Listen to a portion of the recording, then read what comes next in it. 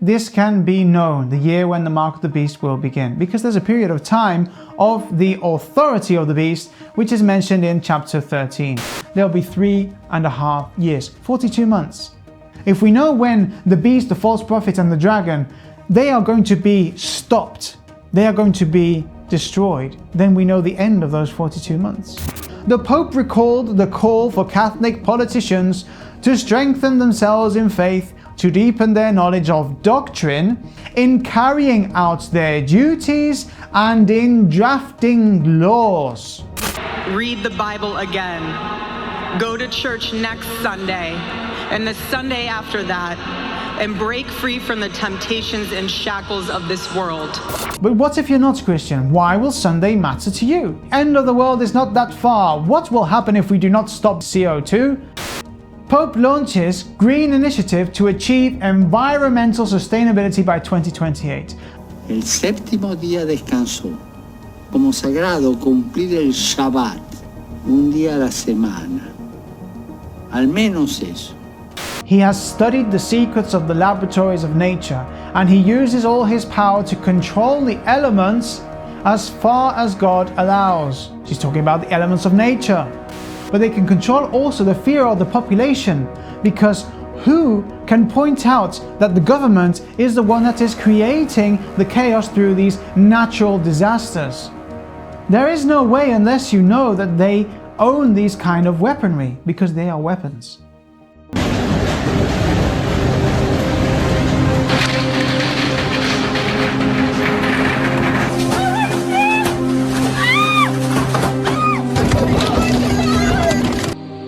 That will permit man to determine the world's cloud layer and ultimately to control the weather, and he who controls the weather will control the world.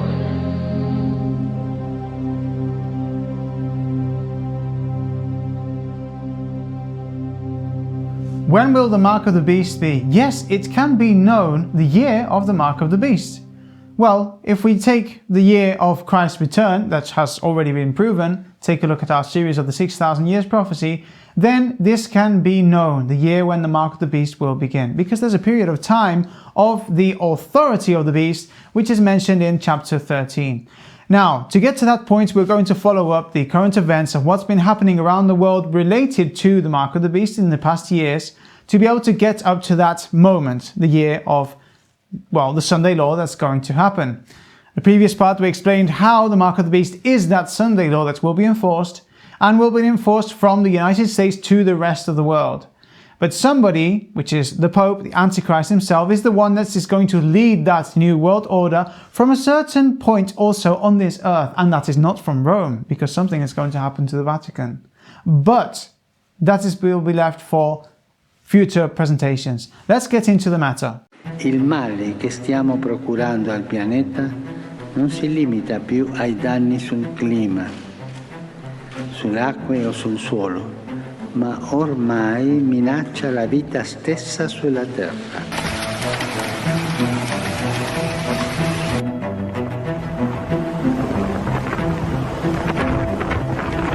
Dovrà vivere in un mondo inabitabile se non cambiamo le cose.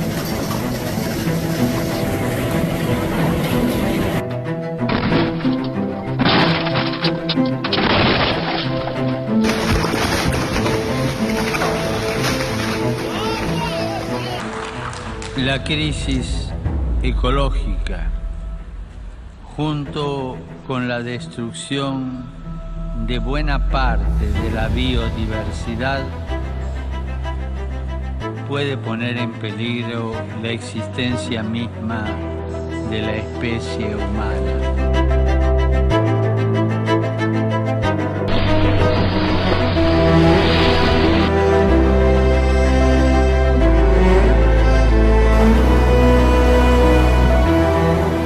Se vive con el acelerador puesto desde la mañana hasta la noche, y eso arruina la salud mental, la salud espiritual y la salud física.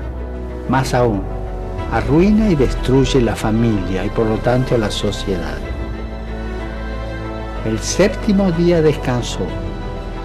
Lo que los judíos tenían y tienen, ¿no es cierto?, los observantes, como sagrado cumplir el Shabbat. El sábado se descansa, un día a la semana, al menos eso. No somos máquinas.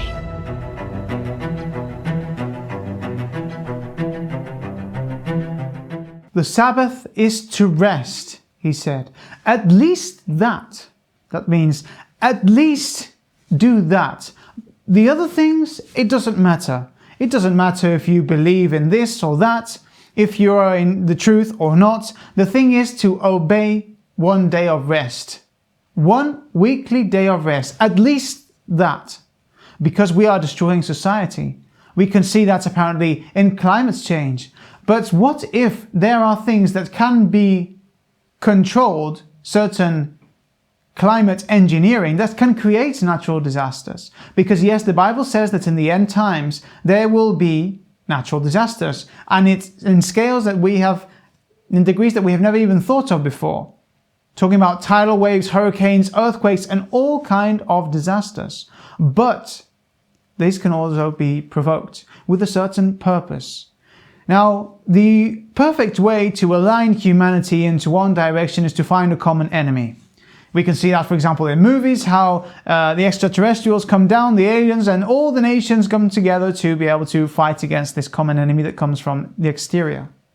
But what if the common enemy is here, and for humanity it is climate change? It's the natural disasters. It is how humanity has to implement certain measures to be able to defend itself to what is global warming. Now, what if those people that do not align with this New World Order perspective or this greater common good do not obey these commandments that are being imposed from this world government that wants to be created? Then what is going to happen to them?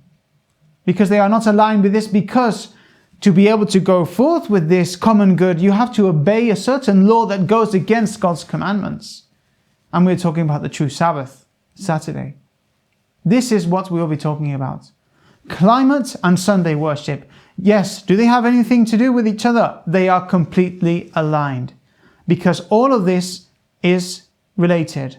Both the false Sabbath and also the caring of the Mother Earth, the planet, nature, and how humanity has to lift up its foot from the accelerator, slow down, and have a synchronized time of rest for family, for friendship, for God, for the nation, for the common good. This is what is going to be implemented. The thing is when.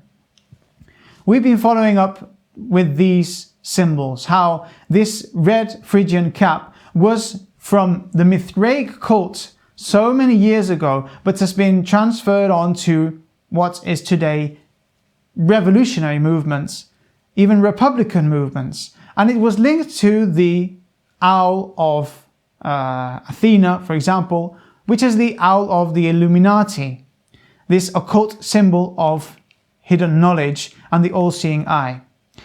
We saw how the Phrygian cap, that symbol that belongs truly to the Catholic Church, to the Jesuits even I could say, was in the United States Senate, meaning that this power, the Vatican, the Catholic Church and the Jesuits, want to get into the politics of that country, of the United States, to be able to implement the Sunday law to the whole rest of the world.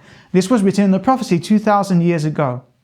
So this Phrygian cap here, as we proved, is a symbol saying that they want to get to that power, to the Senate of the United States, where these two powers, both the civil power of the United States and the religious power of the Vatican, would eventually get along very, very well and implement that Sunday law worship to the whole world, which we see represented in this symbol here of the Vatican, Washington here, with their obelisk in front of them, and The secret societies aligning them together, joining them together.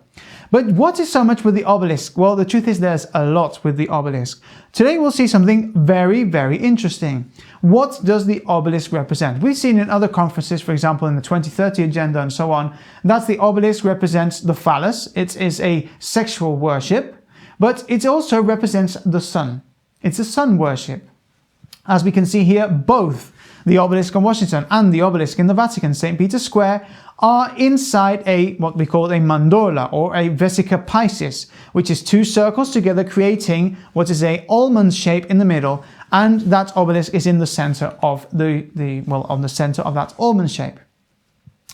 Curiously, the Bible talks about these obelisks. In Jeremiah 43:13, the King James Version, it says, "He shall break also the images of Bethshemesh, that is in the land of Egypt, and the house of the gods of the Egyptians shall he burn with fire." The images of Bethshemesh. The Bethshemesh is referring to the city of the sun called Heliopolis that was in Egypt. And it's referring here to the obelisk as the images of Bethshemesh. For example, in the American Standard Version, it says, "He shall also break the pillars of Bethshemesh." And in the English Standard Version, it says, "He shall break the obelisks of Heliopolis." Literally, it's explaining here the city of the sun and the obelisk. So God states a condemnation against the images, both the sphinxes and all the statues of Egypt, but precisely the obelisks for what they represent in the city of the sun, because it's a sun worship symbol. Curiously, that obelisk of Bethshemesh, of Heliopolis, was the one that was transferred to St. Peter's Square in the Vatican. So that same obelisk is the one that the Bible itself condemns to destroy. And they are the one that's transferred it to their, apparently they say they exercised it and created a Christian worship through the obelisk. We can see how satanic this is. The word obelisk in Hebrew is matzebeth. It comes from 5324 in the Strong Concordance, and it says here monumental stone, also the stock of a tree, pillar, etc.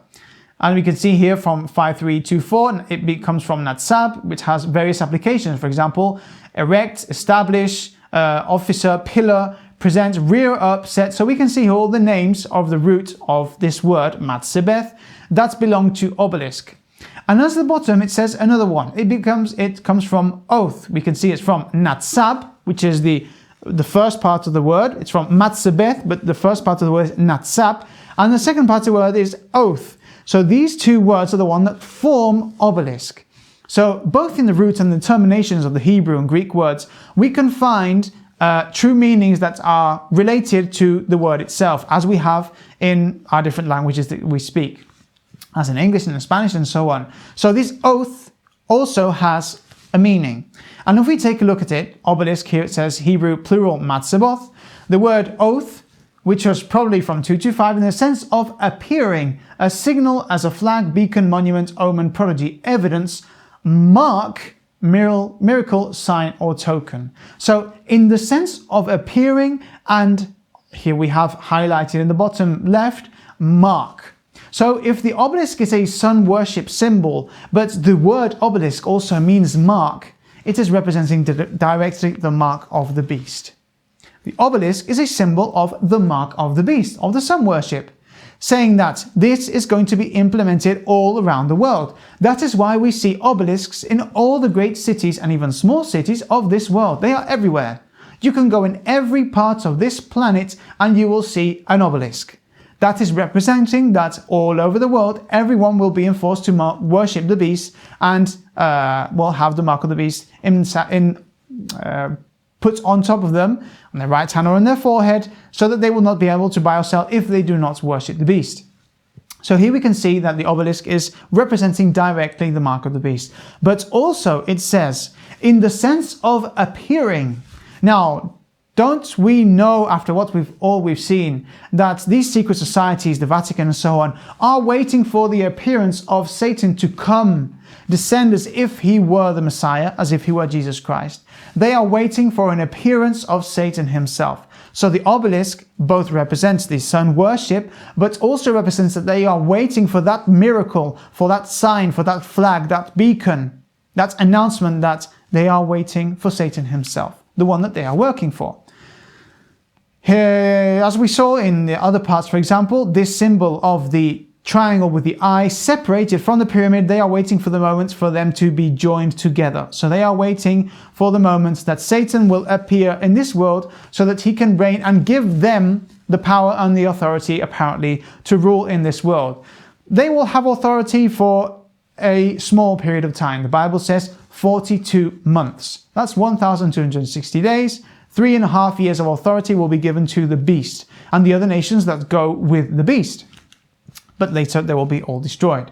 Now, where is the obelisk in Washington? For example, it's in front of the Capitol, isn't it? The Capitol is the place where they establish, the Senate is there. It's where they establish the laws of that country. So the mark of the beast symbol is in front of the place where they establish the laws. Curiously, it's representing how the sun worship is going to be enforced from the Capitol, from Washington, the capital of the United States. Why is this so important? Well, because we can see here the Capitol at the bottom. At the top, we can see the obelisk at the bottom and the Capitol at the top. And what is around these streets? There are two streets that point up together to that owl-shaped garden that is around the Capitol of Washington. So we have that building surrounded by this owl-shaped gardens. This structure was done. This was done for a purpose. This is a satanic symbolism saying that Satan is going to put himself there. They want the power of the Senate because they are going to establish the Sunday law. And if we see here, the owl is on top of the point of the obelisk, of what we could see as the pyramidion of the obelisk, or a pyramid, with these two streets aligning up to the center of the Capitol. Now, why is this so relevant? Well, our partners went in 2024 to gather up information in the US and to do presentations and conferences there. And when they went to the obelisk of the Washington Monument, George Washington's monument, they started to take photos. And when they went around it, as we can see here, the sun was at the top. They were taking the images around. And as they continued taking photos, suddenly something appeared. Here I have changed a bit the parameters of the image so that we can see it even better. That there is an owl-shaped bird reflected upon the top of the pyramidion of the obelisk. So the sun shines down on the obelisk and the light that is reflected creates this effect that was captured by the cameras. And as we can see here, it even has the eyebrows of the owl, the wings going up. It is amazing to see. That's definitely, there are supernatural powers that are behind these constructions, and they know what they're doing. The people that work for them, the fallen angels, know what they're doing. So this obelisk, when we see one, we must understand that it represents a lot more than what it is simply a monument or a stone pillar or a phallus or sun worship. It is actually the mark of the beast symbol, and it is also claiming that they are waiting for Satan to appear as their Messiah. And here in this image, which we can see much significance, both the Vatican and the United States together. Obama next to the Vatican flag and the Pope right where the obelisk is, next to the American flag. Now, as we said, the government of the US right now, belonging to Donald Trump, is practically all of it Catholic, most of it at least. And one of the departments that is very important, the Department of Labor, which we said in the previous part, would have great importance, and we will see now. Catholic representation in new Congress grows to over 28%. And look at the numbers. These are outstanding numbers. Pope Leo XIV urges Catholic politicians to follow the gospel in public life. So he is recommending Catholic politicians to express in public your faith, so that citizens can know that you obey the Catholic doctrine and that you are a Catholic politician. So obviously, does that mean that you are going to want to implement Catholic laws or laws that go in favor of the Catholic Church? Let's take a look at what Pope Leo said. Pope Leo XIV on Thursday encouraged Catholic politicians to live coherently as Christians and follow the gospel, even when performing their public duties in a secular polity. For this reason, the Pope highlighted the importance of political and social leaders being committed to acting in coherence with their faith, because beyond mere personal enrichment, it carries great importance and usefulness for the men and women they serve. Christianity cannot be reduced to a mere private devotion. So, Christianity, your Christian faith, cannot stay at home. It cannot stay in your private house. It cannot stay around your family. It has to be preached in public. It has to be shown. It has to be shown around that people are following the Catholic doctrine in politics, so that we can start mixing them together, church and state, so that eventually we can get to where we want to go. It says, because the Christian message embraces every dimension of the human person, Leo XIV stressed that Christianity cannot be reduced to a mere private devotion, since it entails a way of living in society infused with love for God and neighbor, who in Christ is no longer an enemy but a brother. To face social challenges, the Holy Father said Catholic politicians must rely on the virtue of charity that dwells within them since baptism, a gift of God that, as he cited from the compendium of the social doctrine of the Church, constitutes a force capable of inspiring new paths to address today's problems and to renew profoundly from within structures, social organizations, and legal norms.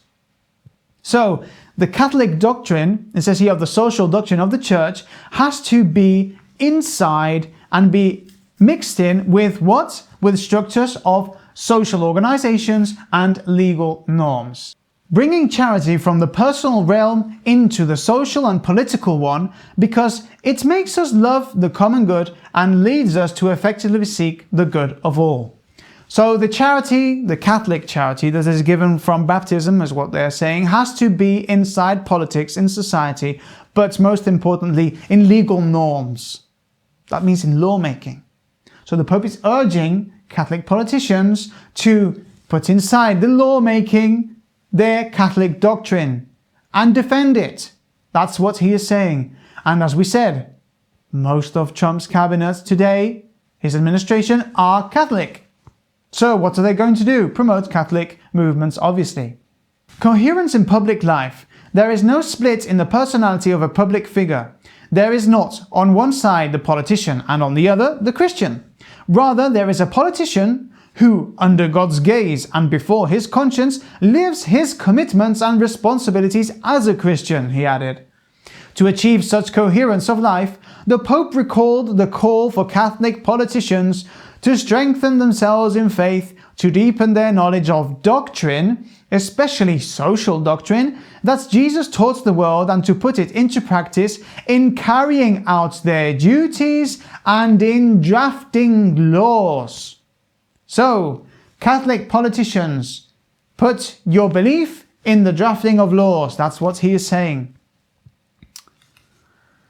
This is a very interesting article. It says, Pope Leo XIV is the highest rated global leader according to the world's oldest public opinion study.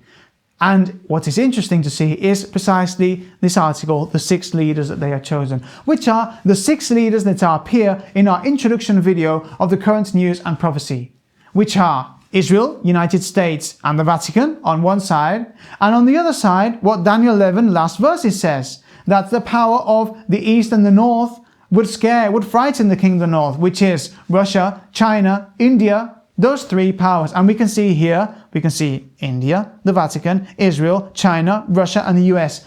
These are the political powers that are in this conflict, the biggest political powers. Yes, we also have NATO, Europe, and so on, but these are the ones that are the most important figures. And they are saying that Pope Leo is the highest rated global leader according to the public opinion. Now let's get to the US and to Donald Trump. This was from September 9, 2025.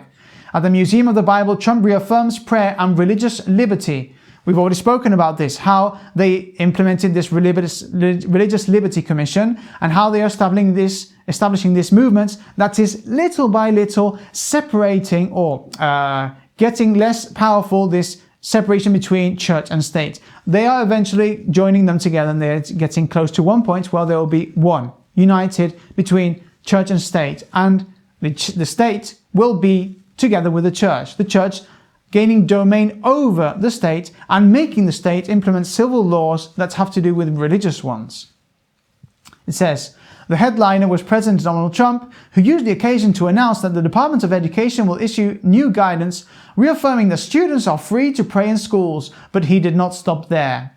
The president declared, To have a great nation, you need to have religion. He also pointed to other initiatives of his administration's second term, pardoning pro-life protesters, many of whom were motivated by religious convictions regarding the dignity of human life.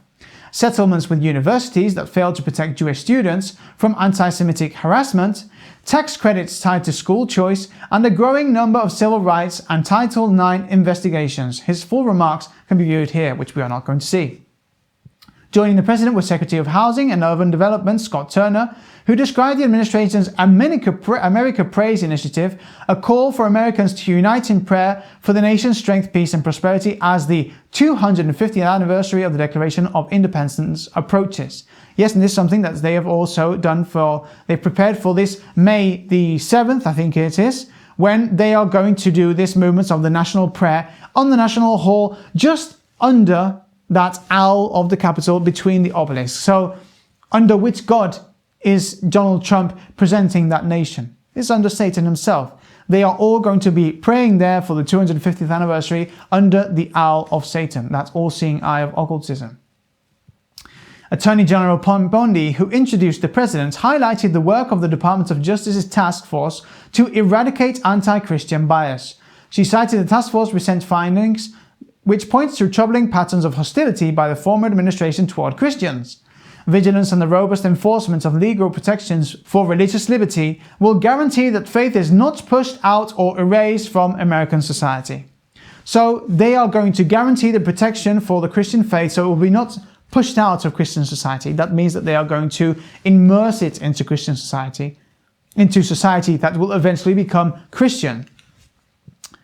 Well, we can see here the different members of the Religious Liberty Commission and their religious confession. Well, for example, we see here Roman Catholic, Evangelical, even there's a Seventh-day Adventist, which is Ben Carson, and also they are Charismatic, Orthodox. They're all the religions together. And this is what Donald Trump said to those religious leaders in this context of protecting, apparently, religious freedom. This is what he said. Because you're the people we want to hear from. We want to hear from you. I don't want to hear from a lot of people. I hear from too many people. You're the people we respect. Franklin is incredible. All of the people that are up here, I want to hear from these people. And they come from a different place than me. I come from a business place where there's a lot of rough people, bad people, not really religious people. There are some. But you're the people that I want to hear from. That's why we go to church on Sundays, or we go to wherever we are to listen to people of faith. And it was horrible. I said, you mean, when I heard that, and I said to the other people, that means that you should be the most powerful people on earth, in a sense, and yet you have less power. And I pointed down to Fifth Avenue, which was 68 stories below, and I said, that means that anybody on Fifth Avenue, in theory, has more power than you do. And that's not the way it's supposed to be. It's supposed to be the opposite. We have to give your voices back. And I've given you voices back, and that's one of the reasons that we see upticks now, I think, in religion. So it's very important. So this is what he's saying. I want your voice to be heard in society. That means I want you to have more power. What we want in our government is that for the different religions to be able to speak aloud what they think, what they believe, of course also, and support my administration, which in other occasions we said, but we already commented that on the current news. Now, Project 2025, we said that the Labour Department was going to have a key role in this playing of the Sunday law enforcement. Well, the 2025 project was something that many people are saying, oh, 2025 was the year when the Sunday law was going to be enforced. Well, we're already in 2026 and nothing has happened. Why? Because it's not the time yet, and this is what we're going to be talking about. There is a certain time, there is a year, and it's not yet, it's not 2026.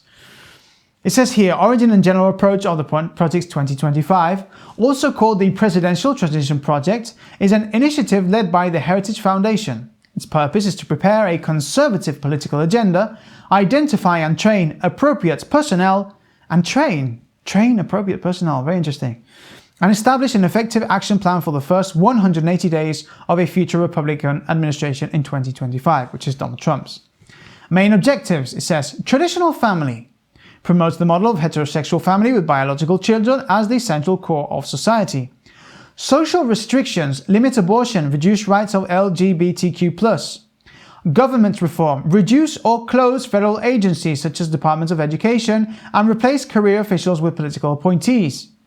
Strict immigration, mass deportations, stricter border control and reduction of asylum. Now, Donald Trump said that he had nothing to do with Project 2025, but we can see up to the point that what we've read at these 4 points that he has fulfilled perfectly what we have just read. Mass deportations, changing structure in education, and we just read also about being the children allowed to be praying in their schools, less LGBTQ plus rights, etc., etc. So Donald Trump is completely aligned with 2025 project, although he said that he had nothing to do with it. Anyway, let's continue. Ideological control, ban pornography and limits the teaching of topics such as gender identity or structural racism. Economy, lower taxes, favor businesses and simplify the tax system. And presidential power, which is the last and most interesting one, give more direct control to the presidents to implement these measures from the first day. And what has Donald Trump been doing since the first day? Signing papers and writing papers and signing laws and doing all these changes that he's been doing. I'm very proud of what he's done.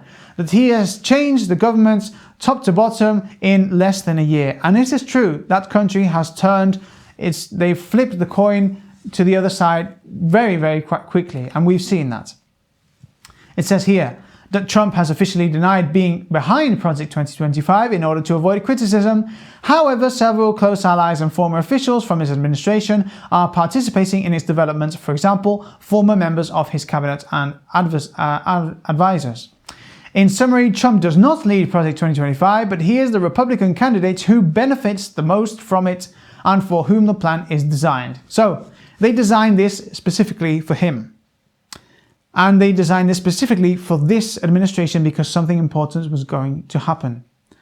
Donald Trump was going to do a great role, and he is, we can see it. Donald Trump is the most talked about person in the world. Unfortunately, the Pope should be the most person talked about in the world, and not in a good way. Because he is the one that is the puppeteer, or we could say the Vatican, the Jesuit structure is the one that is moving the Pope behind the scenes. Sorry, not the Pope, Donald Trump. Department of Labor, we mentioned this. Now, there is a section of the Project 2025 of the Department of Labor of the government. And there's this man, Jonathan Berry, who wrote chapter 18. Very curious to see that it is chapter 18. 18 is a multiple of 6. 3 times 6 gives you 18. 6, 6, 6. So, in chapter 18 of Project 2025, we can see that the mark of the beast is being talked about, definitely. Now, it says here, Congress should encourage communal rest by amending the Fair Labor Standards Act, the FLSA, to require that workers be paid time and a half for hours worked on the Sabbath. That day would default to Sunday. So, in the first point, what they are talking about is that the people that are religious, if they want to work on their Sabbath, they should be paid 1.5 times more. So 150% to what they are paid normally if they work on their Sabbath. Now, there are different Sabbaths. The Muslims, for example, have the Friday. Seventh-day Adventists and Jews have the Saturday. And the rest of Christians normally have Sunday. So here they're saying that that day would default to Sunday. So they are already establishing default Sabbath to Sunday, okay? So that everyone understands, Sunday is the Sabbath, and then all the others, well, yeah, you can choose your own day, but Sunday is the Sabbath. It's the one that we are going to implement at the end time eventually. Here in this article from Advent Messenger, it says, Mr. Sunday Law, Project 2025 author Jonathan Berry will soon become the chief enforcer of federal labor law nationwide. Now this man, Jonathan Berry, is of no importance at all. He's just a servant, he's just a puppet, one of the many that are working for this new world order that is going to be enforced. But the ones that are at the top, we don't know even their faces. Well, yes, we can know about the chief of the general of the Jesuits, okay, but there are people that are working in this and we don't even know who they are. But anyway, this man, called Mr. Sunday Law, funny name, but he is actually working for this, and we'll see this in his own statements, actually. The US Senate will hold a confirmation hearing for President Donald Trump's nominee for Solicitor of the Department of Labor. Yes, he has solicited to be able to work in the Department of Labor, and the Senate has approved him. Because this article is from the 11th of June of 2025, so it has some time. But now this man is already in the Department of Labor. Remember that the chief of the Department of Labor is this woman is Catholic, and he is Catholic also. So take a look at this. It says Jonathan Berry is the principal author of the Sunday Rest recommendations outlined in Project 2025, which seeks to amend the fair labor standards and implement a communal day of rest with Sunday designated as the default Sabbath. Under Berry's proposal, employers who require staff to work on Sundays would be mandated to pay time-and-a-half wages for those hours, reinforcing Sunday as a protected day of rest through federal labor policy. As the new solicitor of the U.S. Department of Labor, Jonathan Berry will serve as the chief legal officer overseeing labor laws, policies, enforcement, and litigation. He is positioned to reinterpret existing statutes or develop new legal frameworks that embed Sunday observance into federal labor policy, aligning with the broader objectives of Project 2025 and its push toward a more faith-centered national identity. Because that's the idea, to center the nation in faith. Take a look at what he said. What does the incoming Secretary of Labor? So how do you? So you pitch the idea of maybe sort of having more sort of rules around keeping the Sabbath holy, right? So what are the? I guess the big picture. How do we sell America on this vision of labor is good and sacred? You alluded to this, but something I really encourage. I don't see a big. It's harder to see a big federal role for this. I think this is more a question of state and local law. Is reinvigorating where possible Sabbath rest laws. That having just as long as you still buy beer on the Sabbath. To be very specific, like it used to be. This was basically the norm. As best I've looked into this some. I'm working on some research on this. Literally dating back to Constantine and his recognition of Christianity in the Roman Empire. That you've had a pretty consistent tradition in Western civilization of taking Sunday off from commerce. This is a tradition that has roots not only in Christianity but in Judaism, right. And keeping the Sabbath holy, and having a time not only for, it's not merely from rest in the sense of abstinence from work, but it's rest for time with God, time worshiping God. It's rest for time with community, and even in between is time with family. The lack, one of the things that I think has been so harmful to the world of work and how we think about work is the lack of kind of well-defined and shared times for rest. One of the best pieces on this from a secular-ish author named Judith Shulevitz put this in The Atlantic a few years ago, called "Why You Never See Your Friends Anymore." And she opens with talking about the Soviet experiment in abolishing the 7-day week, replacing it with a 5-day week where just 1/5 of all the people are randomly assigned, like, you will have this day off, you will have this day off. It was a debacle. And within a few years, even the Soviets had to admit this was a very bad idea. Like these are like, these are the masters of even the Gulag people thought that this was a bad idea. Like, we can't keep doing this. So having more of that steadier rhythm of work and rest would be so much healthier, so much happier, and help people more readily connect with the purpose of their work. Being able to push back from your work allows you to more readily see it as service to God, service to family, service to community, than the weird kind of soup of half rest, half work that we all seem to be floating in all the time. Once again, Constantine comes up once again.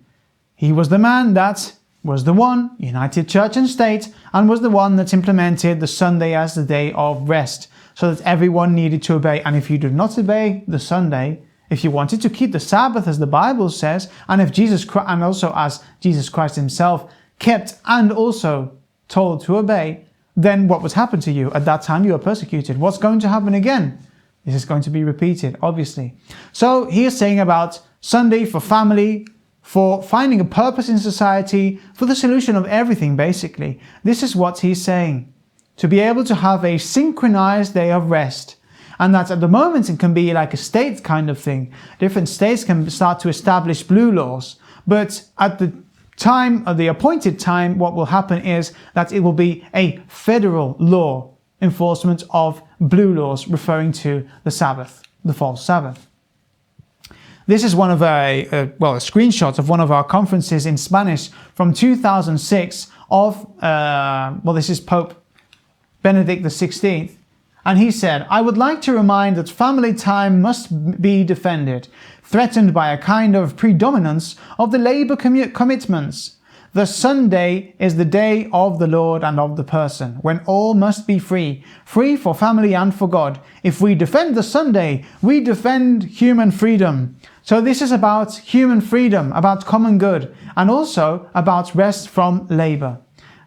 Preaching the Sunday, we are preaching all the goods that society needs. That is what they are saying. And this is starting to enter into society, and people will embrace it. And not only will embrace it, they will ask for it. This is the most interesting part. That eventually the people will ask for a day of rest. Where else is this Sunday, this day of rest for everyone talking about this? From the European Sunday Alliance. And we can see here, free time and decent work, the focus. This is the focus of it. Decent work, that means a decent time of rest, and also that free time for family, for society. The European Sunday Alliance is a network of more than 100 national Sunday alliances, trade unions, employers' organizations, civil society organizations, churches and religious communities committed to raise awareness of the unique value of synchronized free time for our European societies. Sunday and more general decent working hours are the focus of our campaigns. In our founding statements, we draw attention to aspects of life-work balance and social cohesion that depend on the vast majority of people to have their lawful free time at the same time. That's the thing.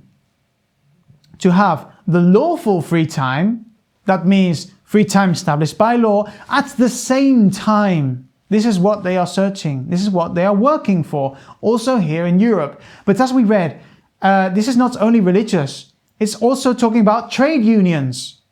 And Ellen White talks about this, that trade unions are the ones that are going to have a great part at the end. Why? Because they are the ones that's going to work in the labor area to be able to move this to the employees so that they embrace this as something good, as a communal, synchronized day of rest. And we see them here working together. Now, this woman, for example, Gabrielle Bischoff, she is in the European Parliament, she talks about this, and let's see what she says about this Sunday Alliance movement. In our fast-paced world filled with deadlines, responsibilities, meetings, and the constant buzz of technology, it's easy to overlook what is important in life and the importance of collectively taking a break. Already the Roman Emperor Constantine recognized the special importance of a common day off and introduced the work-free Sunday. To protect the Sunday as a common day off is especially important for our societies, for the social cohesion. It is particular importance since we do not just need free time. Yes, we need to recharge our batteries and do other tasks. But what we really need is synchronized quality times with our families, friends, in our communities and networks. Friends and family are the core of our social life, and more than anything else, we need this quality time that we can all spend together. This is why I'm happily supporting the European Sunday Alliance in our fight for this crucial achievement. The European Day for Work-Free Sunday reminds us of the need to take collective breaks and thereby create spaces where we all can come together.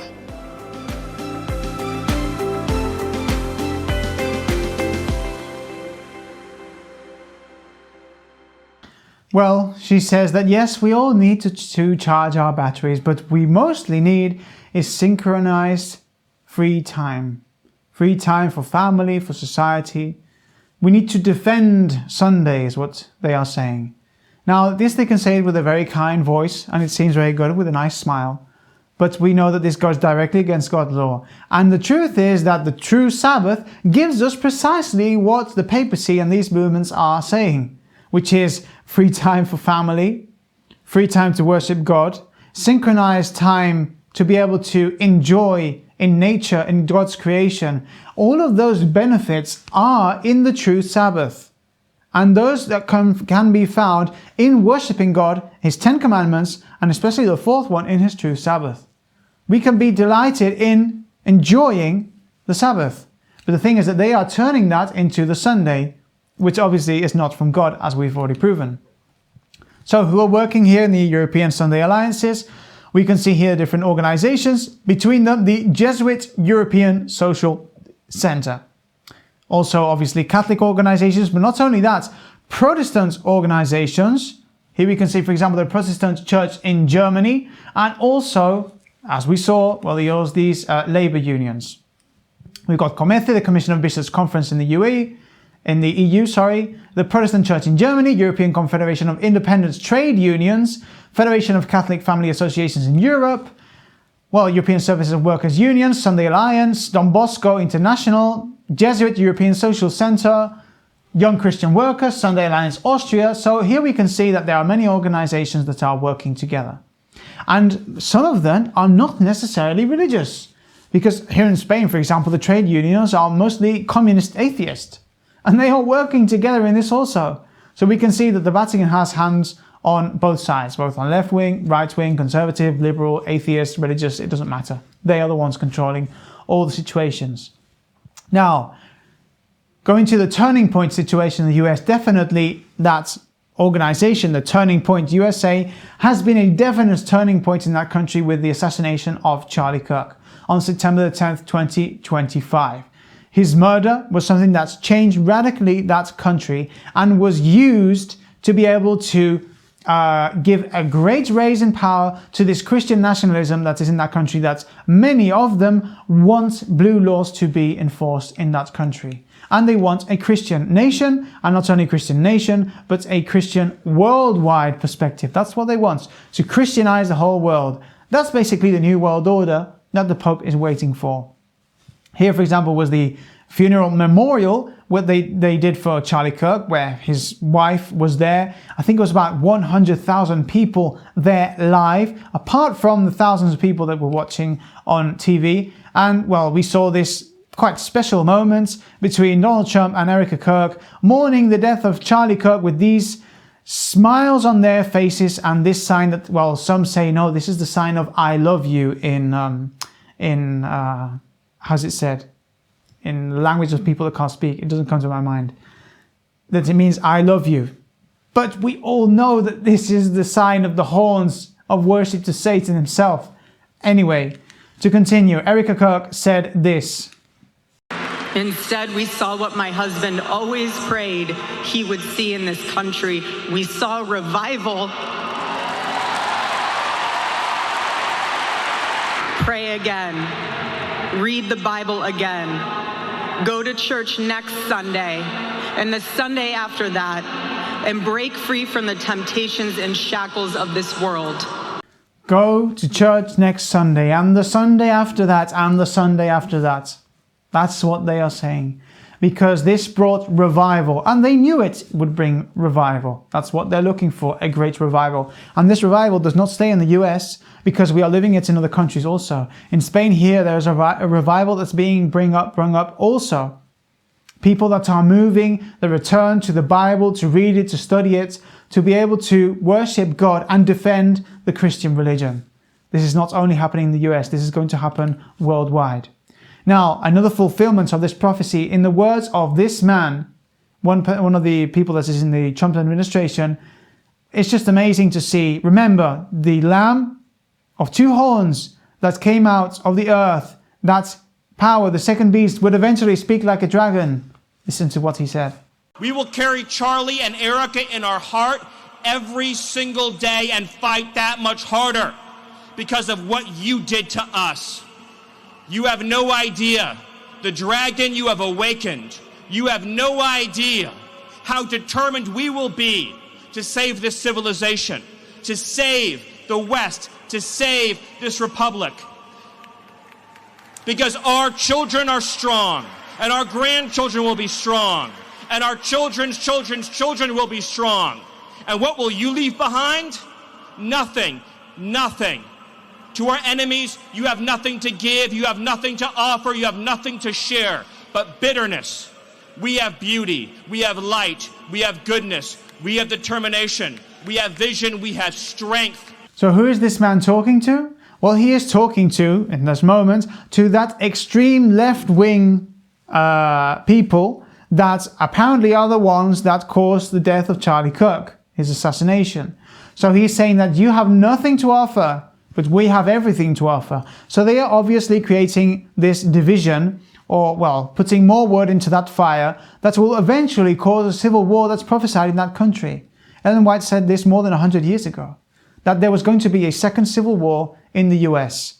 And obviously we are seeing here that this separation, this division that's being generated between the most conservative side and the most liberal one is more and more powerful. And eventually they're going to collide together and create that chaos that is needed. Revelation 13:11 said that this power was going to speak as a dragon. And this man said, you have no idea what dragon you have awakened.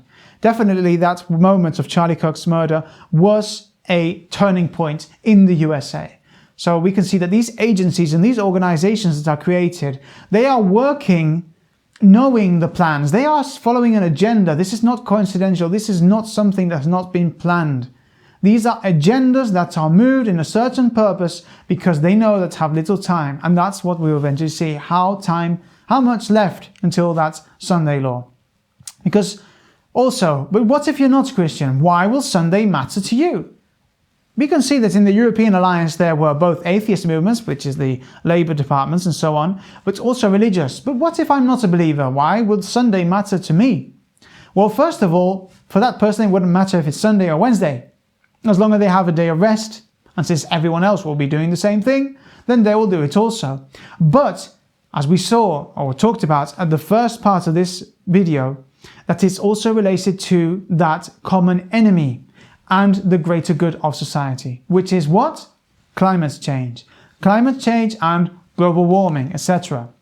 That's why there are movements, for example, called Climate Sunday, which was originated in the UK. It says here, the nation's Climate Sunday service. 1,950 churches and charities prepare for COP26. Now, this is something that it doesn't matter if you're religious, atheist, agnostic, or whatever.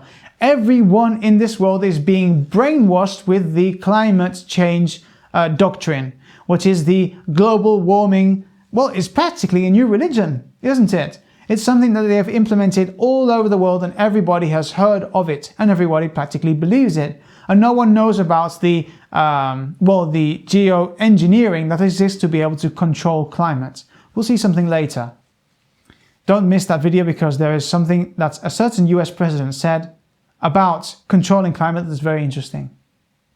It says here that the movement has involved those from many diverse church traditions, which was reflected in the worship and represents the largest ecumenical event before COP26. Yes, ecumenical, because this is about also uniting everyone. Religious and non-religious, but all the different religions. That means Muslim, Jewish, Christian, Hindu, Buddhist, whatever. All of the religions have to be united under one agenda, which is the agenda of climate, which is the 2030 agenda. We've already talked about this. The Sustainable Development Goals. These 17 goals are the ones that will take the world to the new world order towards 2030. Now, does 2030 have an importance? Well, the thing is it does. And this we will see. Here we bring back an article that we've already talked about, but it is key to see how the UN Secretary General Ban Ki-moon at this time, 2015, said this referring to Pope Francis. Pope Francis is the fifth pontiff to speak at the UN, but his presence and the speech he has delivered today has been described as historic by UN Secretary General Ban Ki-moon.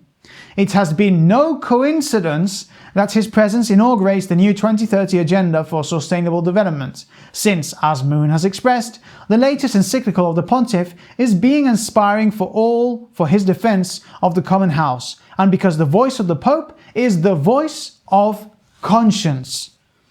The voice of conscience in the Bible, the voice of conscience is in the Holy Spirit. So they are saying that the Pope is the Holy Spirit. He is the voice of conscience of the world. He is the moral leader and referent to the direction that the world must go through. That's what they're saying. The Pope is the one that you must to look up to as your moral reference. And where was the 2030 agenda based upon? Laudato Si, which we have just read here, that his encyclical, the latest encyclical of the Pontiff, is being inspirational for all his defense of the common house, because the 2030 agenda set by the UN Secretary General was based on the Laudato Si encyclical. And what does it say? Well, the title, On Care for Our Common Home. But what's inside it? Let's take a look. Encyclical letter Laudato Si of the Holy Father Francis on care for our common home. Laudato Si, mi Signore, praise be to you, my Lord. In the words of this beautiful canticle, Saint Francis of Assisi reminds us that our common home is like a sister with whom we share our life and a beautiful mother who opens her arms to embrace us. Praise be to you, my Lord, through our sister, Mother Earth. See that it's in capital letters here. It's not in small letters, it's in capital letters. Sister, Mother Earth, who sustains and governs us and who produces various fruit with colored flowers and herbs.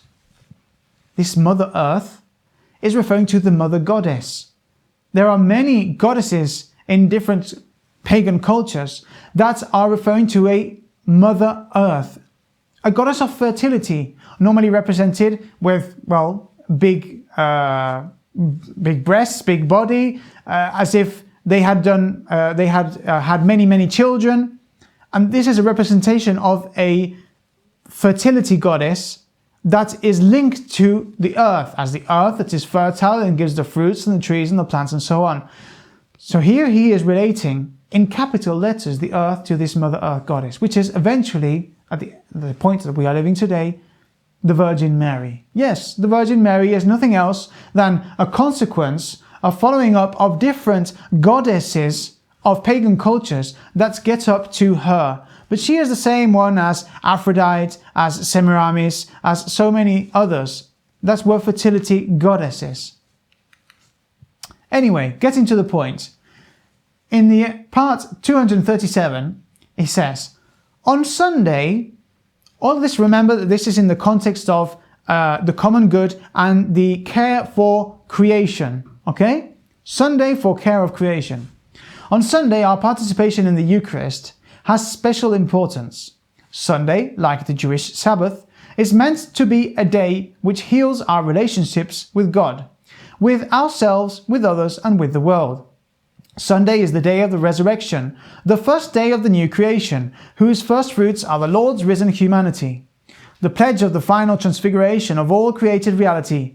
It also proclaims man's eternal rest in God. In this way, Christian spirituality incorporates the value of relaxation and festivity.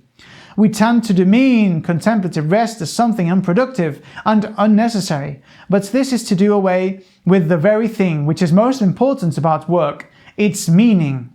We are called to include in our work a dimension of receptivity and gratuity, which is quite different from mere inactivity. Rather, it is another way of working, which forms part of our very essence. It protects human action from becoming empty activism. This is referring to the Sunday. The Sunday protects human action from becoming empty activism. It also prevents that unfettered greed and sense of isolation which make us seek personal gain to the detriment of all else.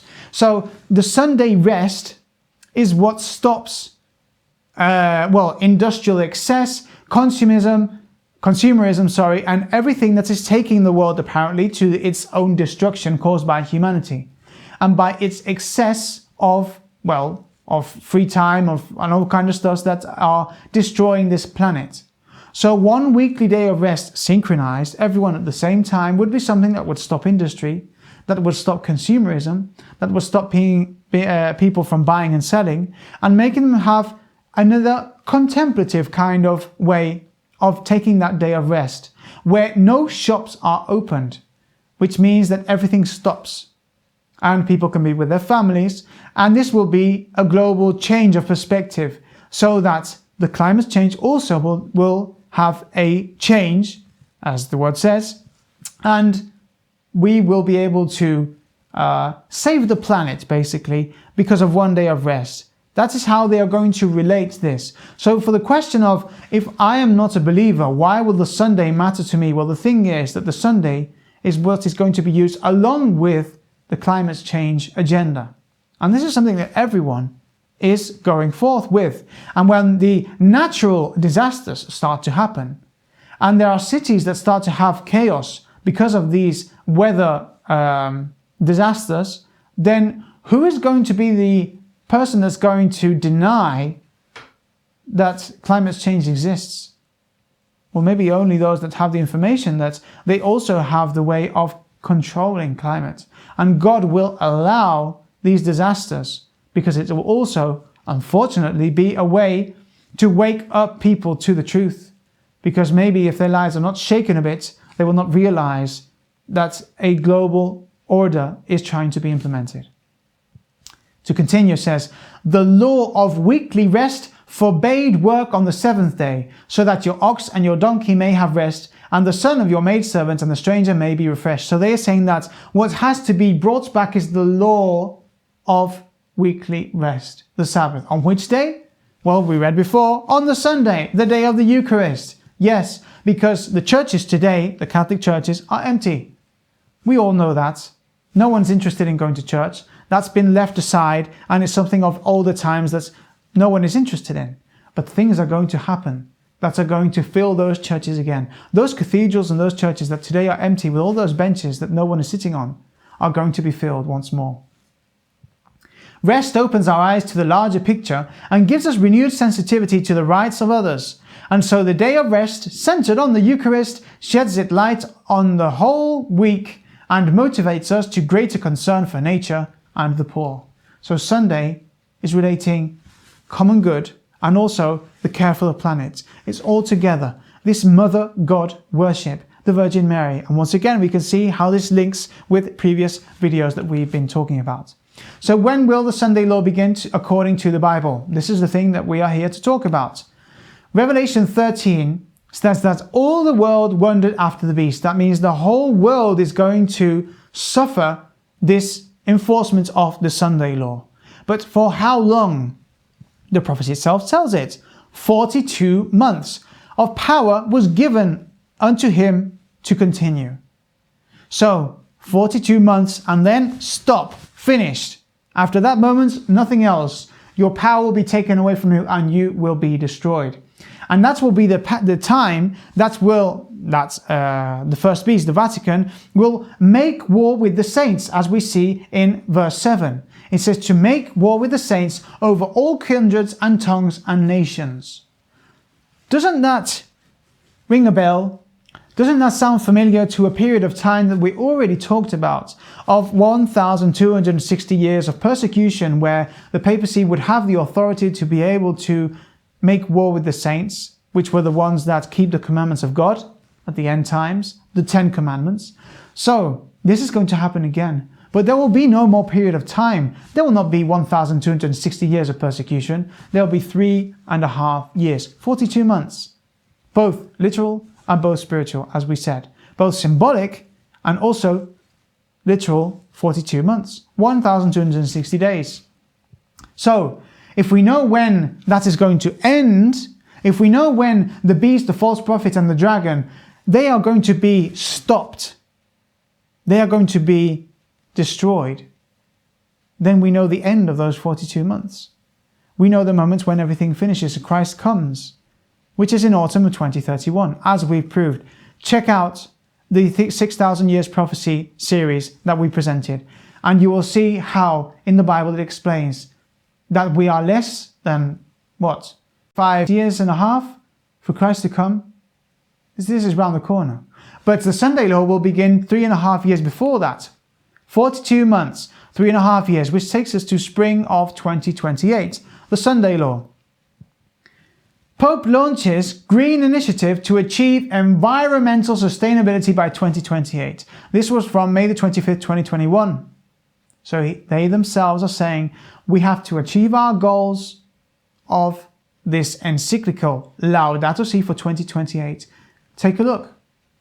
Laudato Si Action Platform. And we can see here how Pope Leo is also working in this action platform. And who is the center of this action platform? The Virgin Mary.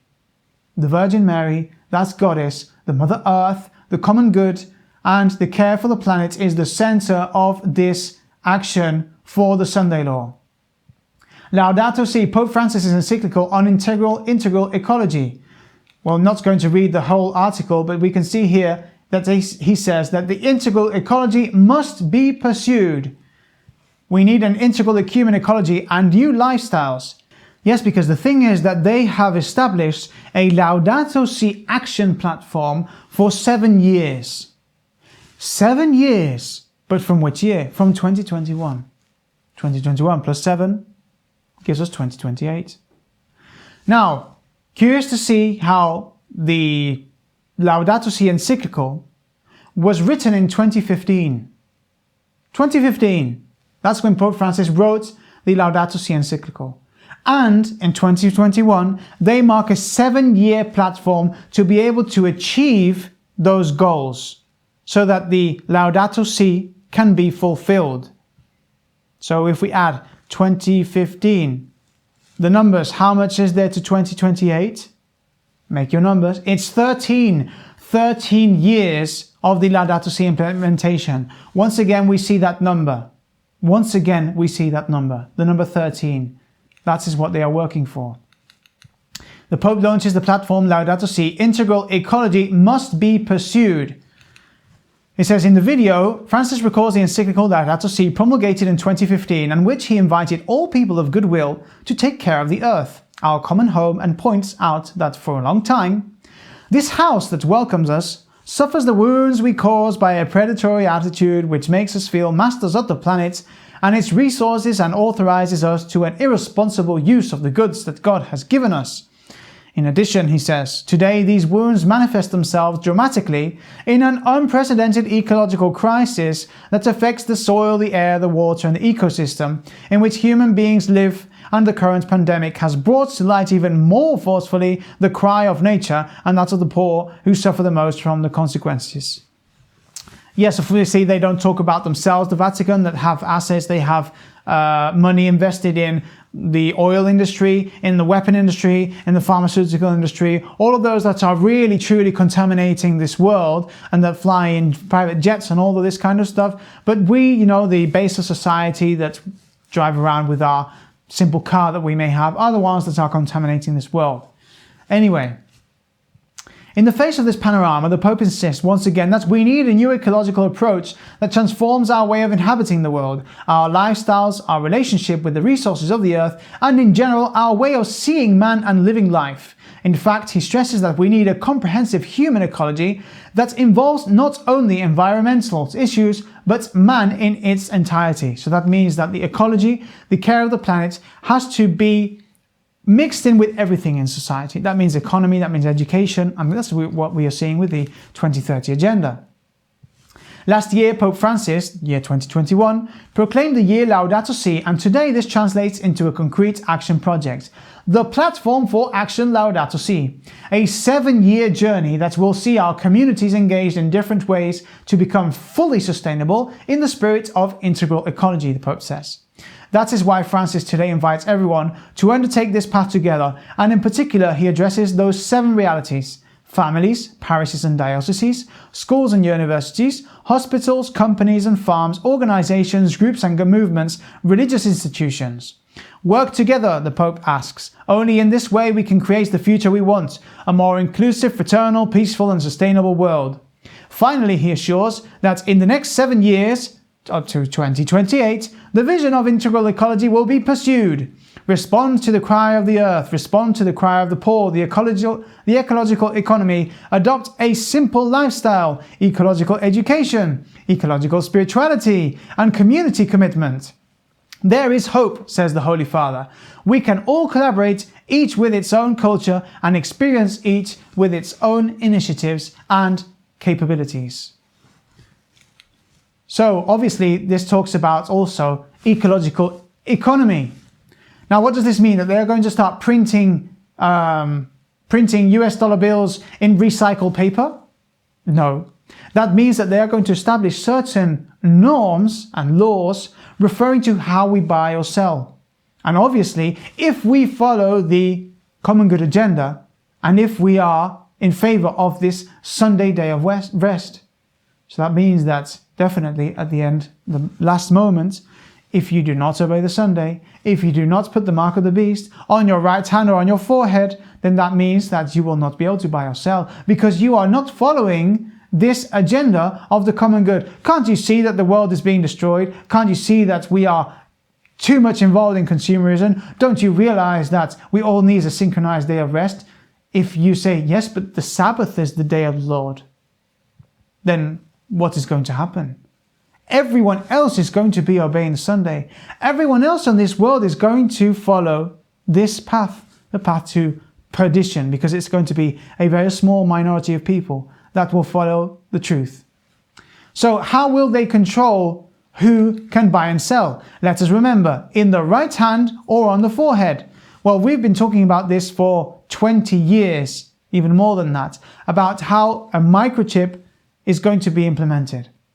We'll leave this for another video, but today the technology has enhanced and there are technological tattoos, there are microchips under the skin, there are all kinds of technologies that can relate to bank accounts, to social security, to health insurances, to absolutely everything. Your ID, you only need it in your hand, your forehead maybe, who knows? We will see how this evolves, this technology, but definitely this is what is going to be used. So, HuffPost, this was from 2022. The end of the world is not that far. What will happen if we do not stop CO2? It says here, Filomenas, Kalimas, floods. There will be more frequent and intense if the ultimatum of the UN experts to save the planet in the coming years is not heeded. So if the 2030 agenda is not followed, if the Laudato Si encyclical is not obeyed, then we are destroying the planet. So eventually, if you do not keep the Sunday, you are going to be the common public enemy. Number one enemy of society. The best scientists and climate experts in the world have just launched an ultimatum to governments and citizens. We must reduce carbon dioxide emissions by 2030, or it will be too late. In that case, the planet will collapse and cause more serious and intense weather events than those experienced to date. From her part, Maria Prado, spokesman for Greenpeace in Spain, calls that the report does not stay in a drawer and warns that if we do not act, what we thought we're going to see our grandchildren, we will suffer it ourselves. The worst impacts are yet to come, and we will act to curb as long as that environmental deterioration can be achieved, she said. Well, this is a literal translation. So they are saying that 2030 is the limit. So 2028 is the year of the Sunday law. 2031 is the year of Christ's coming. But what has 2030 have to do with all of this? We will see, because it is a key year also, and we'll see it just in a minute. But first, natural disasters, really natural disasters, take a look. Brutal.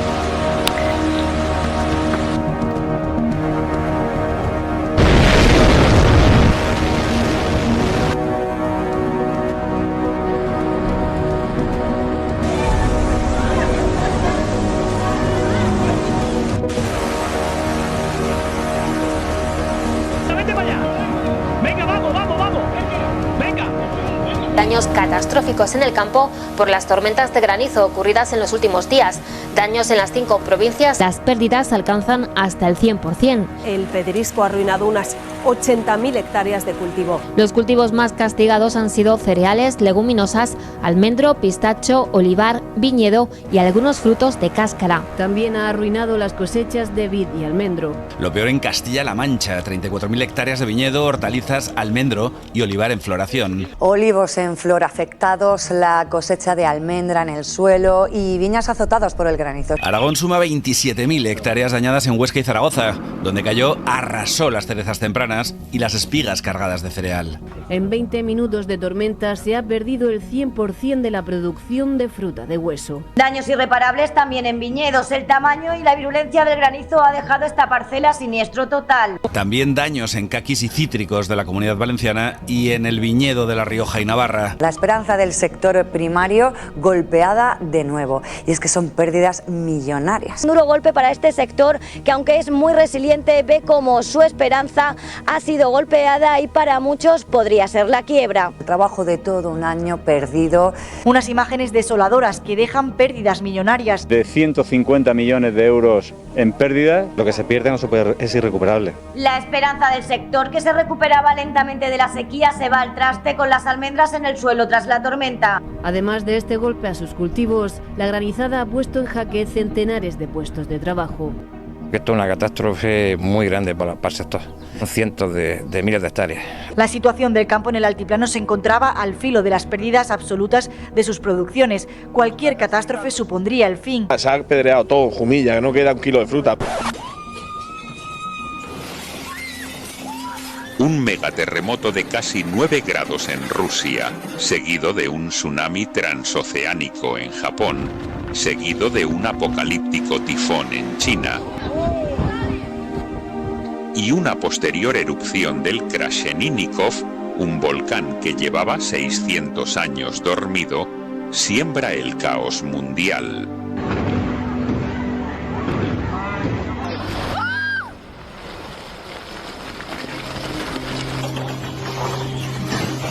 ¡Cuidado, cuidado!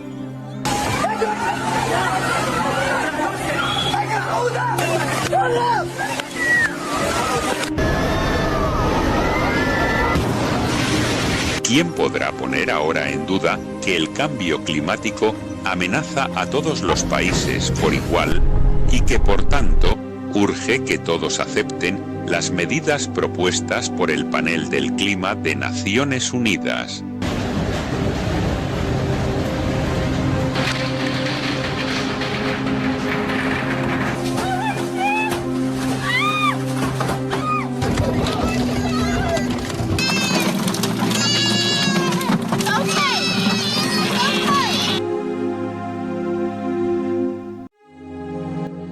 It lays the predicate and the foundation for the development of a weather satellite that will permit man to determine the world's cloud layer and ultimately to control the weather, and he who controls the weather will control the world.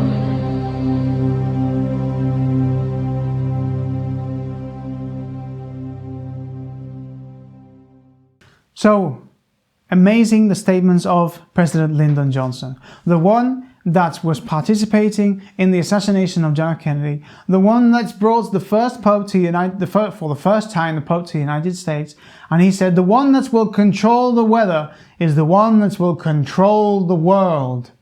Sounds like a movie. He's like the villain. But this is the truth. They know that's the one that can control the weather, can control the world, because they can control it geopolitically, they can control it with natural disasters, but they can control also the fear of the population, because who can point out that the government is the one that is creating the chaos through these natural disasters?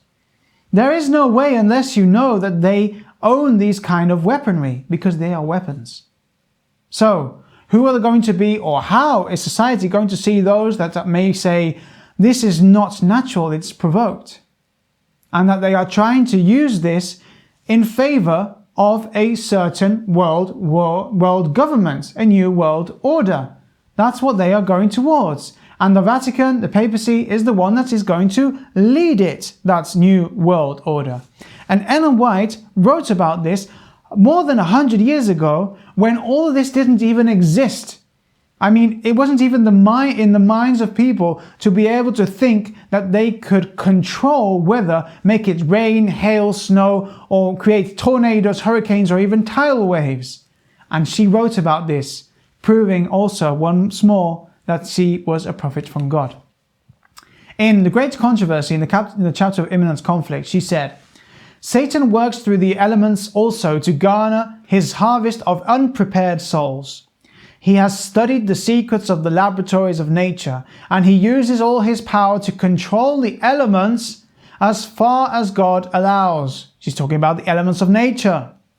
When he was suffered to afflict Job, how quickly flocks and herds, servants' houses, children were swept away, one trouble succeeding another as in a moment. It is God that shields his creatures and hedges them in from the power of the destroyer. But the Christian world have shown contempt for the law of Jehovah, and the Lord will do just what he has declared that he would. He will withdraw his blessings from the earth and remove his protecting care from those who are rebelling against his law and teaching and forcing others to do the same. Satan has control of all whom God does not especially guard. He will favor and prosper some in order to further his own designs, and he will bring trouble upon others and lead men to believe that it is God who is afflicting them. This eventually is what is going to be used. Eventually, Satan himself is the one that is going to say that these natural disasters that are happening is because people are not obeying the law of God, which is the Sunday, he will say. And the papacy will say things also. And also the governors, people in different governments, are going to say the same thing. That the day of rest needs to be obeyed, or else the natural disasters will not stop. The conflicts will not stop. It will be the solution. And it's saying here that Satan is the one that has control over these elements.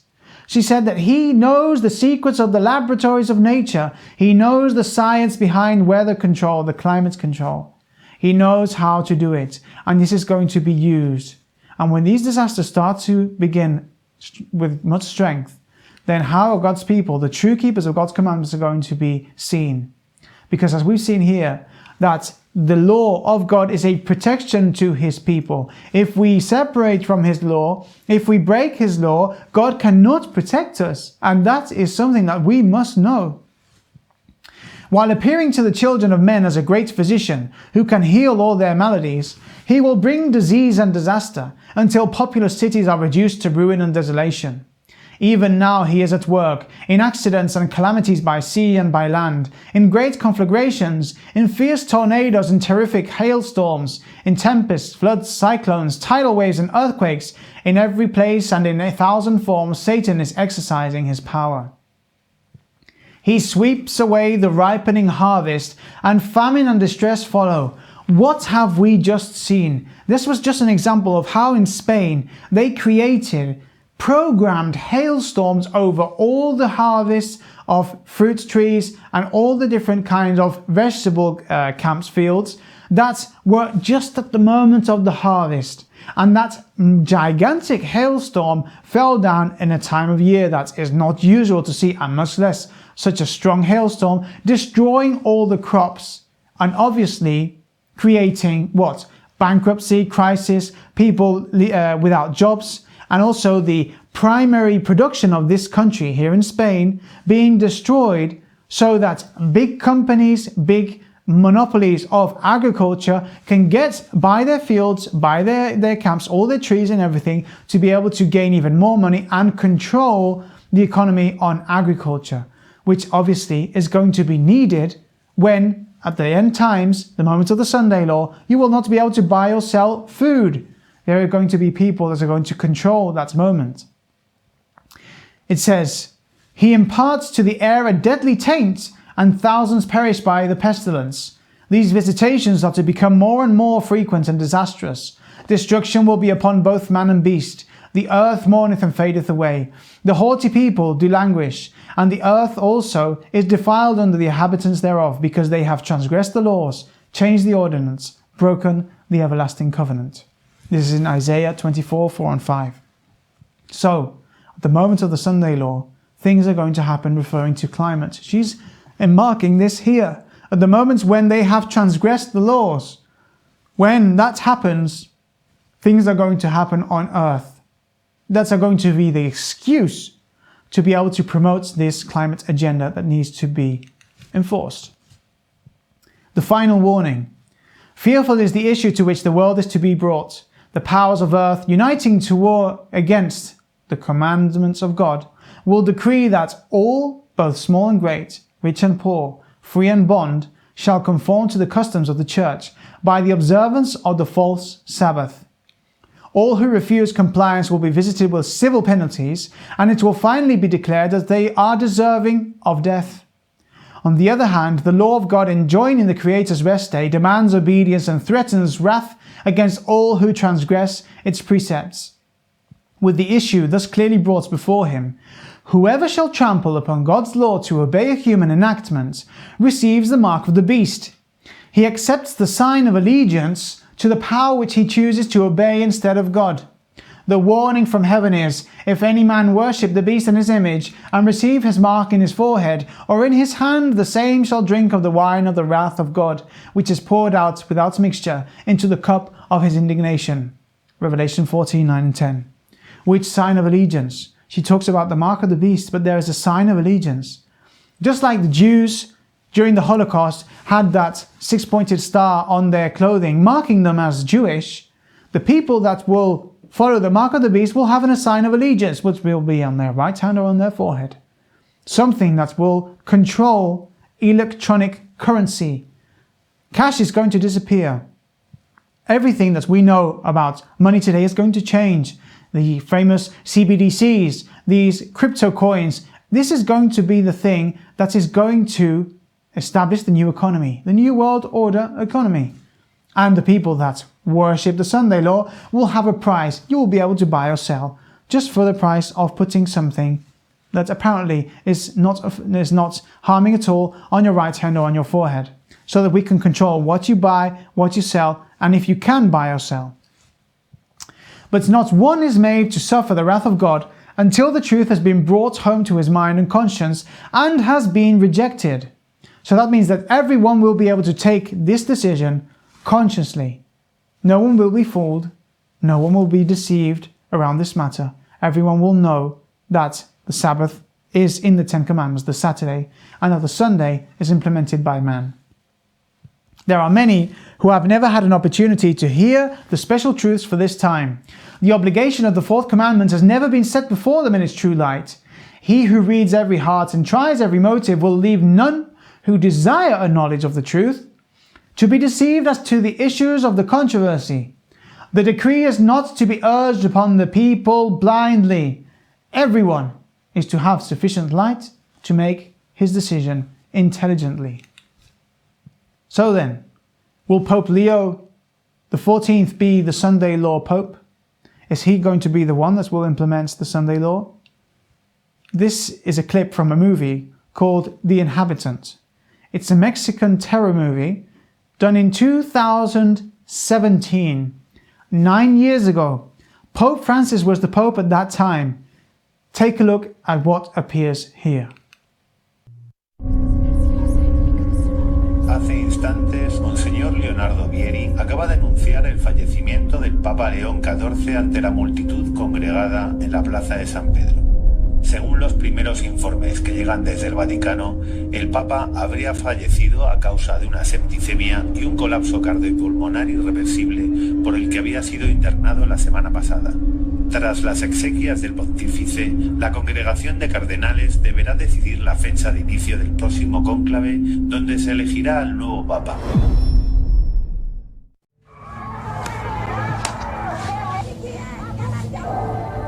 Decenas de miles de fieles celebraron con euforia el humo blanco salido hace algunas horas desde la chimenea del Vaticano, señalizando la elección de un nuevo pontífice.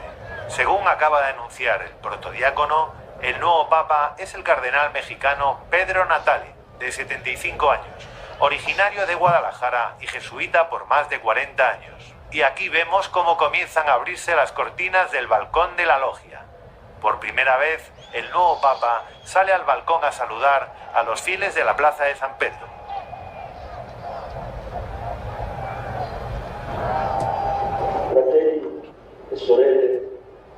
Hermanos y hermanas, Buenas noches. El cónclave ha depositado en mí su confianza para continuar con la tarea de Pedro. Y prometo no traicionar su confianza. Soy consciente de que estos son tiempos difíciles, de caos y de confusión. Pero también son tiempos de cambio. Nuestro Señor está más cerca que nunca, y con Él la llegada de la tierra nueva.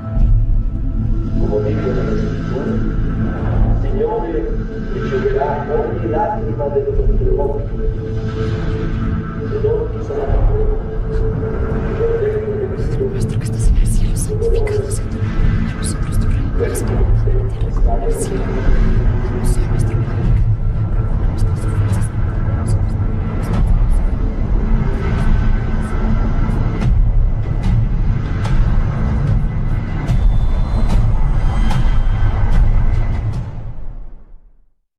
...2017. We know that in Hollywood, in these movies, secret societies are involved and definitely occultism of fallen angels. And we have heard there that they say that Pope Leo XIV, when this Pope was not elected at that time, just died and a new Pope was elected. But did you realize what it said at the bottom? Yes, we can say, okay, so this movie is saying that Pope Leo is not going to be the Sunday law Pope.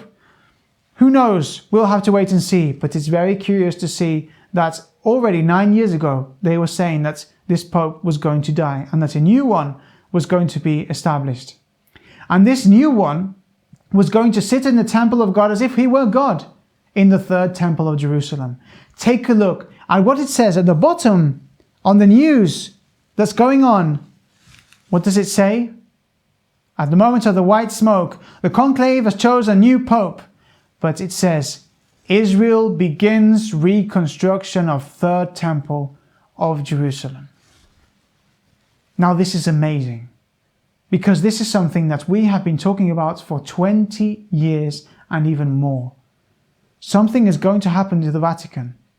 They are going to receive that deadly wound once again, just like the one in the French Revolution. They are going to receive that deadly wound, but it is going to be healed and very quickly. And they are going to have to change their establishments, their headquarters, just like they received the Vatican State by Mussolini in 1929. They will receive a new place, a new headquarters in Jerusalem, just as they have wanted for more than 1,000 years. That has been their objective. And they are going to get there. The Pope is going to sit on the throne of the third temple of Jerusalem, and there he will receive the false Messiah, Satan, as if he were Christ himself. And that is what Trump and the Pope are working for. And we'll talk about Donald Trump in the next part of this series of The Mark of the Beast, because they are both waiting for that false Messiah in the third temple of Jerusalem. But before the second coming, Satan is going to come as if he were Christ, and also the final plagues. The final plagues, said by the Adventist pioneers and proven in Bible prophecy, last 1 year. 1 year of plagues. James White, Uriah Smith, and also D.T. Bordeaux, all of them said, and even more pioneers said this, that it was going to be 1 day a year. Because in Revelation 18, it says that the plagues will fall in 1 day, and that famine would happen. But famine in 1 day cannot occur. And if we read here the quote, it says, "Here the particular day of the Lord's vengeance is pointed out and described. It is a prophetic or year day, as the same day is declared to be the year of recompenses for the controversy of Zion. This is the day or year of the last plagues. Therefore shall her plagues come in 1 day. Death and mourning and famine." Revelation 18:8, "A famine does not come in a literal day." That's the whole earth, and its desolation is the subject of this chapter will not be denied. Some of the terms used are ye nations, the world, all nations, and all the armies. This was from the Advent Review and Sabbath Herald in 1856. So they already established and said that definitely it's going to be a year plague period. So if Christ come in 2031 in autumn, and there are a year of plagues before that, what does that take us to? autumn of 2030. Autumn of 2030, the final plagues begin. September, October, we do not know. But before the plagues, Satan has to appear as if he were Christ. Satan has to appear to this world as if he were Christ himself. And everyone, all the religions, independently, what they believe, will see him as their savior. And this has to be before. Now, why so much importance with the 2030 agenda? The 2030 agenda that we already studied how it was working towards the false coming of Christ. As Lucis Trust themselves say, through Alice Bailey, the Satanist, are working along with all the theosophists like Alice Bailey and so on, involved in Freemasonry and all the occult secret societies in the 19th century, she said, the destiny of the nations. Thus the expressed aims and efforts of the United Nations will be eventually brought to fruition, and a new Church of God, gathered out of all religions and spiritual groups, will unitedly bring to an end the great heresy of separateness. Love, unity, and the risen Christ will be present, and he will demonstrate to us the perfect life. This is extracted from her books, and it is the last paragraph of the Destiny of the Nations. She was saying that the Destiny of the Nations was for the UN, this was written in the 20th century, the UN to take the world to the false coming of Christ, to the false Messiah. Take a look at our 2030 agenda videos, and there you will see this much more clearly. But we can see the diagram is clear. We've got 2031, the second coming of Christ. 3.5 years before that, spring of 2028, we have the Sunday law. And in 2030, the false coming of Christ, and eventually the plagues in autumn. Will Satan come in spring, in summer? We do not know. But it definitely will be that year. So the thing is, are we prepared? We will show more proof in the next part, talking about Donald Trump and how he is working for that construction of the third temple, where Satan eventually will appear and govern this whole world for a short period of time.